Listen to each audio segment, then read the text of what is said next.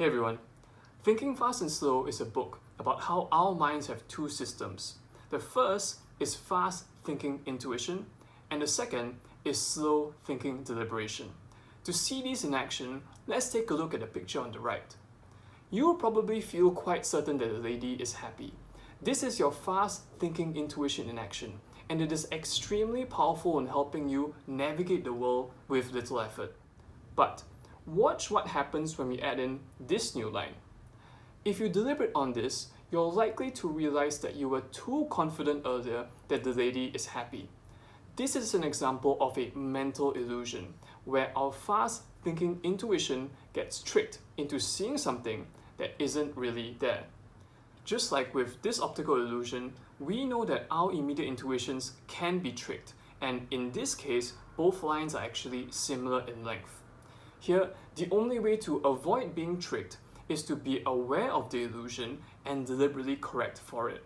So in this video, we're going to be going through 5 mental illusions where we'll find out how our fast thinking intuitions can be tricked, so you'll know how to use your slow thinking deliberation to correct for it when it really matters. And with that, let's crack on to big idea number 1, overconfidence. This is the trick that we saw earlier, where we were initially overconfident that the lady is happy. This happens because our fast thinking intuition tends to base its judgment solely on the information at hand and rarely questions the quality and quantity of evidence. This statement questions information quality, but it is also important to question information quantity, which we can with this line instead.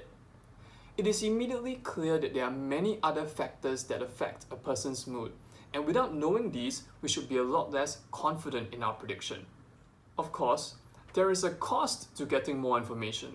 So if you had to pick just one extra piece of information for you to deliberate on, let it be the base rate. Let's say you are looking to invest in a juice-making startup named Juicy. You normally wouldn't consider such a risky proposition because you know that 1 in 10 startups survive. However, you just heard that a famous fund has invested, and you know that this fund is 90% accurate in picking who will survive and who won't. If we assume that the fund can keep up its 90% accuracy, how confident should we be that Juicy will survive? It turns out that the answer is 50%, which is likely a lot lower than your fast thinking intuition would expect. Without getting too much into the math, the reason for this is the low 10% base rate of survival. So even if the fund investing does predict survival with a high 90% confidence, it only makes the unlikely event of survival less unlikely. So from 10% of survival to 50% and not more than that. So if you're ever looking to start your own business or YouTube channel, remember to deliberate on the low base rate of success to avoid the illusion of overconfidence in easy success. Definitely follow your heart, but bring your slow thinking head along as well with you. With that, let's move on to number 2, causality. Let's say we find for a fact that the most successful schools tend to be small. If you had to explain this, your fast thinking intuition might say it's because smaller schools are able to devote more resources to each student than larger schools. This causal reasoning makes sense, but here's the trick. The least successful schools also tend to be small as well. Here, we see the breakdown of causality, because devoting more resources to each student probably isn't going to lead to the best and worst results. So how do we make sense of this? The illusion here arises because we naturally think of causes instead of chance. And as it turns out, this phenomenon can be entirely explained by chance. If we were to rephrase this statement into this, we immediately see that it is simply because a single excellent or terrible student affects the average more for small schools than big schools. This outcome is entirely explained by chance and requires no causation at all. So when explaining the past or predicting the future, we should first slowly deliberate on the likely outcome purely based on chance, and only then apply our fast thinking intuition to explain with causes what chance alone cannot. So for example, if you get rejected for a job, your fast thinking intuition is very quick to create the causal illusion that it was because you weren't good enough. However, slow deliberation on the job application success rate might suggest that the odds of a one-shot, one-kill are low, and eventually you'll be successful if you don't give up. Quick pause. Hey everyone, thanks for watching, and if you're enjoying it so far, please hit the like button and subscribe. I really appreciate it, and it helps the channel grow. My goal is to bring to you a constellation of the best ideas so you can create your own by connecting the dots. With that, let's move on to big idea number 3, anchors. Let's say I were to ask you 2 questions. 1. Is the height of a redwood tree more or less than 180 feet? And 2. What is your best guess of the height of a redwood tree? Okay, so clearly you're not some kind of tree expert and you probably don't know what a redwood tree is. That's fine, and it's actually part of the point. When one group of people were asked these 2 questions, their average estimate of the height of a redwood tree came out at 282 feet. But here's where it gets really interesting.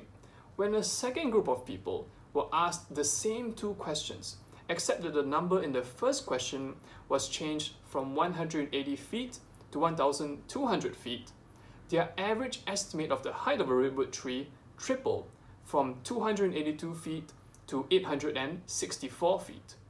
This jump in the height estimate seems irrational to our slow thinking because the change in the first question provides no new information whatsoever as to what the height of a redwood tree may be.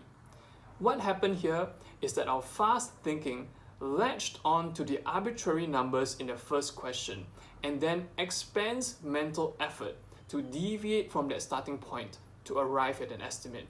So for the same amount of mental effort, a higher anchor will result in a higher final estimate. Sellers love to use anchoring against you, especially when you're buying big ticket items such as a car.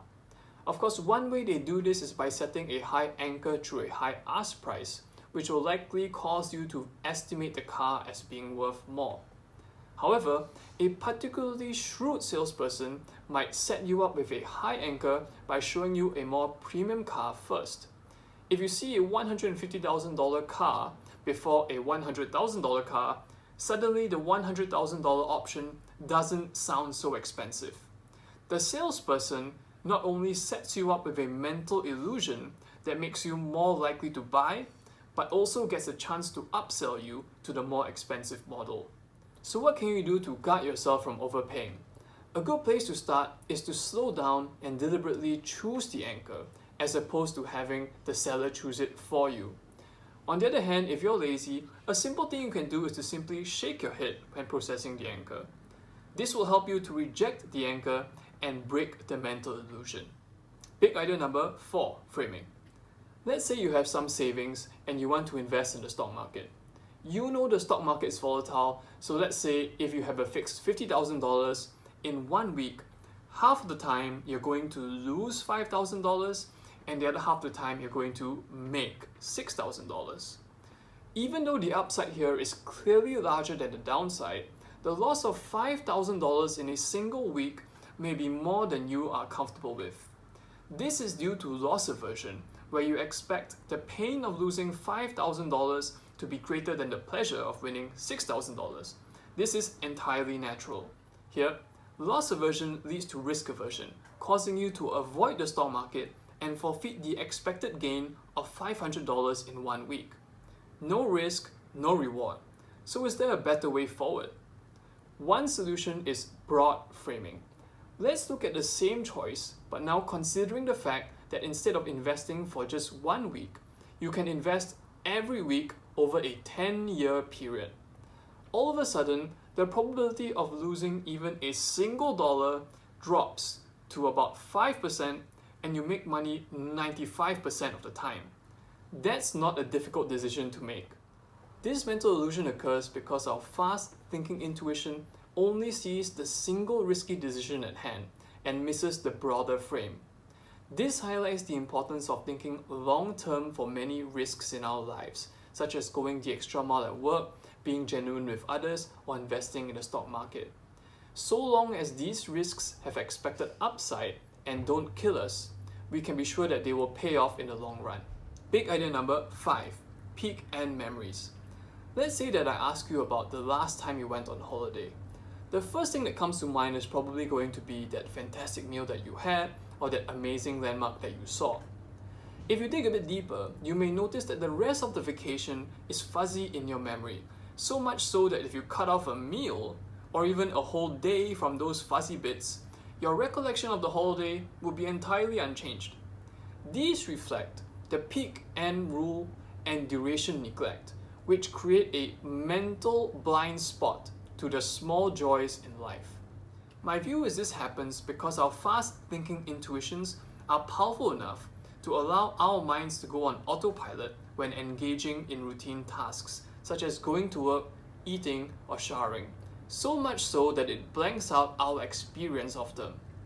It usually takes a peak experience for us to slow down and take in the moment.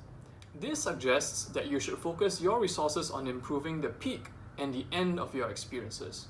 But for me, the true mental illusion here is that our fast-thinking intuition leaves us blind to how happy our lives really are.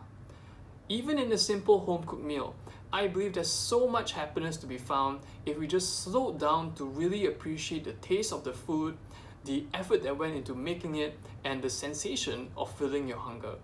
Rather than chasing for more happiness by trying to have more and more peak experiences, I believe there's a more enduring joy to be found if we slow down and become mindful of each present moment. The best way I know to do this is through meditation, and I'm probably going to make a next video about that. So that's about it for the video. Thanks for watching, and if you enjoyed it, please hit the like button and subscribe. I really appreciate it, and it helps the channel a lot. My goal is to bring to you a constellation of the best ideas so you can create your own by connecting the dots. See you in the next video.